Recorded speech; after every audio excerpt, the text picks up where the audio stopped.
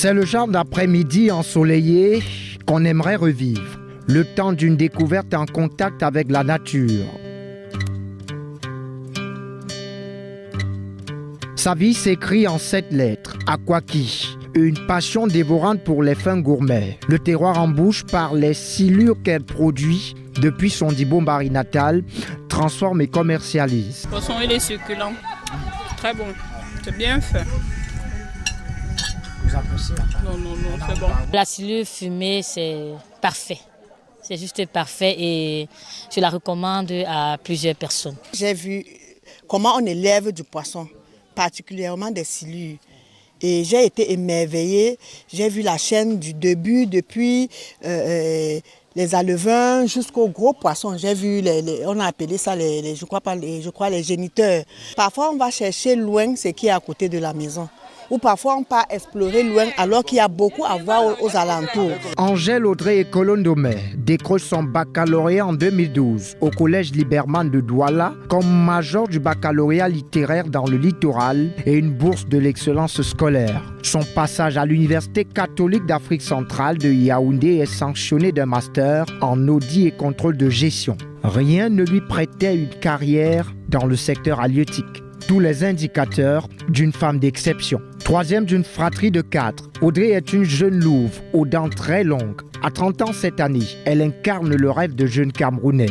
La belle histoire commence en 2020. En 2020, en pleine période Covid, je rentre ici à Dibombari et c'est véritablement les conditions de vie, la précarité des jeunes, la vulnérabilité des femmes ici dans le village qui m'a conduit à me dire qu'il faut que j'apporte ma pierre à l'édifice, il faut que je contribue à mon humble niveau à créer quelque chose, à créer un projet, une initiative qui puisse permettre de sortir 1, 2, 3 personnes du chômage et de la précarité.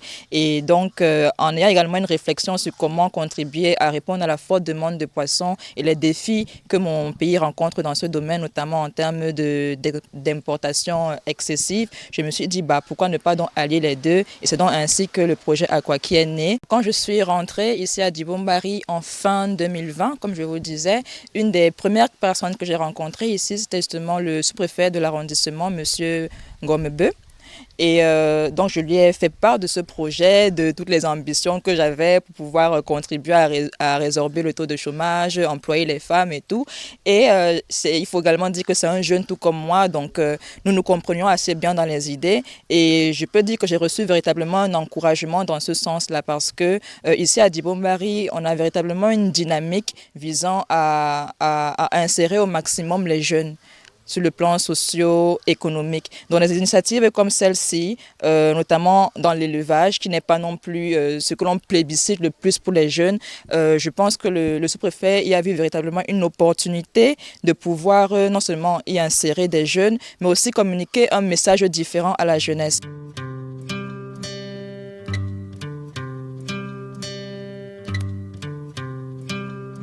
Jean-Philippe Ngomebe, c'est lui. Jeune et visionnaire, porté à la tête de cet arrondissement en 2019 à la faveur d'un décret du chef de l'État. Il accompagne de jeunes porteurs de projets. Administrateur civil, le sous-préfet est l'un des visages du dynamisme et de l'innovation. Le projet Akwaki a connu son implication. Nous sommes allés à Dibombari, toucher du doigt la réalité à la faveur d'une visite d'entreprise. Audrey nous joue les guides et nous dévoile. Ici, vous êtes dans l'écloserie de Akwaki, l'écloserie que nous venons de mettre sur pied. Ici, donc, vous avez un bac de géniteurs. Les géniteurs, c'est quoi? C'est en fait les poissons que nous utilisons pour faire les reproductions, pour faire les alevins. Donc ici, nous sommes en train d'expérimenter la première vague de géniteurs parce qu'il faut savoir que les géniteurs ont besoin d'un aliment spécial. Donc, étant donné que c'est maintenant que nous lançons dans l'alevinage, dans les closeries, nous avons donc ces premiers poissons-là que nous sommes en train d'alimenter avec un aliment spécial pour géniteurs. Et donc, au fur et à mesure, nous allons suivre leur croissance, leur progression pour après donc faire les reproductions, les fécondations in vitro et avoir des alevins que vous verrez par la suite de l'autre côté.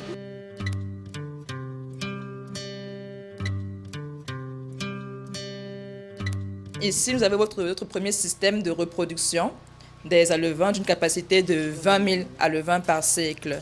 Donc lorsque nous croisons donc les gamètes mâles et gamètes femelles des reproducteurs, nous avons donc des œufs Et ces œufs par la suite éclosent et nous avons après des larves que vous voyez ici, là. Ça, en réalité, ce sont des larves qui vont donc être alimentées avec un aliment spécial pour alevins et ils vont partir de cette taille-là à cette taille, par exemple. Ici, nous avons des poissons de 3 grammes en moyenne dans ces bacs-là. Et lorsque nous finissons donc le processus de croissance ici en écloserie avec des aliments spéciaux pour alevins, nous les conduisons donc de l'autre côté, là il y a l'unité de grossissement de poissons et ils vont donc continuer et finir le cycle d'élevage à ce niveau. Ici, vous avez le bac de pré-grossissement de l'unité 1, le système de reproduction 1. Donc ici, nous gardons les alevins après reproduction pendant 1 mois à peu près. Et lorsqu'ils arrivent ici, ils ont sensiblement un grammage de 3 grammes à 5 grammes. Et pendant donc 1 mois supplémentaire, ils vont être alimentés ici avec toujours un aliment spécial correspondant à leur poids, à leurs besoins nutritionnels. Et ils vont être donc alimentés pendant, comme je disais, 1 mois supplémentaire et sortir de ce bac avec un poids moyen de 10 grammes et vont se retrouver par la suite à l'unité de grossissement. Ici, justement, comme nous sommes portés à Aquaki sur un modèle d'économie sociale et solidaire, nous avons également vraiment à cœur de créer un impact sur le plan social et environnemental. Et donc, pour ce faire, au niveau de la valorisation des déchets, au lieu de les jeter, et nous les réintroduisons plutôt dans l'élevage porcin local. Nous avons quelques éleveurs de porcs ici et donc c'est à ce niveau donc, que nous transférons nos déchets pour être réutilisés et servis d'aliments pour les porcs. Des cellules transformées en plus d'un ton et disponibles en grande surface. Aujourd'hui, nous sommes sur 2 canaux de distribution. Nous avons le B2B, le business to business, c'est-à-dire que nous travaillons principalement avec les grandes surfaces de villes de Douala et de Yaoundé. Nous sommes également en pleine prospection auprès des hôtels et des restaurants. Et en B2C, business to consumer, nous travaillons déjà avec plusieurs particuliers. Des têtards aux délices pour une capacité de production déjà considérable, Audrey a de quoi rêver grand. L'année 2024 a été une année assez riche pour Aquaki. Parvenu à 3 ans d'activité, nous avions besoin de passer à une nouvelle phase de notre activité, une nouvelle phase de croissance. Et pour ça, nous avions besoin de capitaux supplémentaires. Et dans ce sens-là, nous avons commencé à nous tourner vers les appels à projets, notamment le prix Pierre Castel auquel nous avons postulé en avril de l'année dernière. Nous avons eu la grâce d'être lauréats pour le Cameroun parce que c'est une compétition qui a lieu dans 6 pays africains qui récompense l'excellence des meilleurs entrepreneurs dans le segment de l'agro-business. Donc que ce soit l'agroalimentaire, l'agriculture, les infrastructures qui tournent autour de l'agriculture, bref, c'est l'agro-business de manière générale et dont les jeunes âgés, jusqu'à 35 ans peuvent postuler à ce concours-là s'ils sont dans ce secteur d'activité et avec déjà minimum 1 an d'exercice. Et donc on a fait ce parcours et on a eu la chance de se retrouver parmi les finalistes et parmi les lauréats de l'année 2024. Et 2024, c'est également été pour Aquaki de remporter un prix dans le cadre du Youth and Women Employment and Empowerment Project, qui est un projet développé, implémenté par le Programme des Nations Unies pour le développement. Je suis diplômée d'un master en audit et contrôle de gestion. Donc je n'avais pas effectivement de base dans le domaine. Et donc il a fallu beaucoup apprendre. Beaucoup apprendre. Et donc, les premières informations que j'ai reçues venaient justement du MINEPIA, de la délégation d'arrondissement du MINEPIA, qui était véritablement a beaucoup supporté le projet. Également sur le site internet du MINEPIA, vous pouvez trouver par exemple le manuel de production de Claria. Et par la suite, on a aussi bénéficié d'un suivi du MINEPIA au niveau de notre production. Parce que comme je vous disais, n'étant pas une spécialiste du domaine, il fallait déjà faire 6 mois de formation en autodidacte et puis on a également aller vers des ingénieurs qui sont déjà dans le domaine, des producteurs déjà dans le domaine. Et après, on a aussi eu, pour finir les 6 mois de formation, j'ai pu faire une formation dans une académie sur la pisciculture. Mais au terme de ces 6 mois de formation théorique, rien ne valait la formation pratique que l'on a eue. Et à ce niveau-là, on a eu beaucoup d'échecs.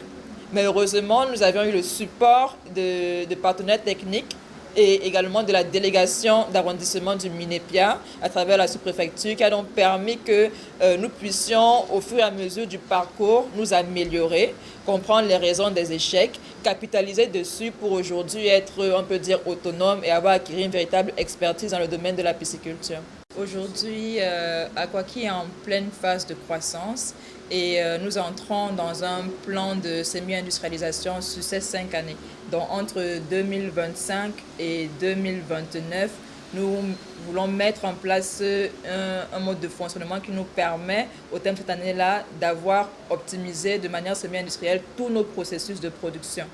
Et cela demande bien entendu de pouvoir accroître les capacités de production, raison pour laquelle nous avons déjà entamé un processus pour doubler notre capacité actuelle. Et dans les 5 prochaines années, nous comptons effectivement continuer à doubler cette production tous les 2 ans.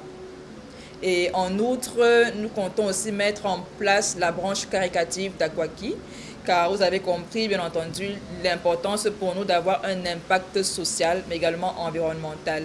Donc, nous allons accroître cet impact-là au travers de l'association que nous allons mettre sur pied dans le courant de cette année, qui va nous permettre justement de pouvoir apporter un appui supplémentaire à plus de femmes et jeunes filles de la zone rurale et au fur et à mesure, donc, pouvoir leur apporter de meilleures perspectives d'avenir.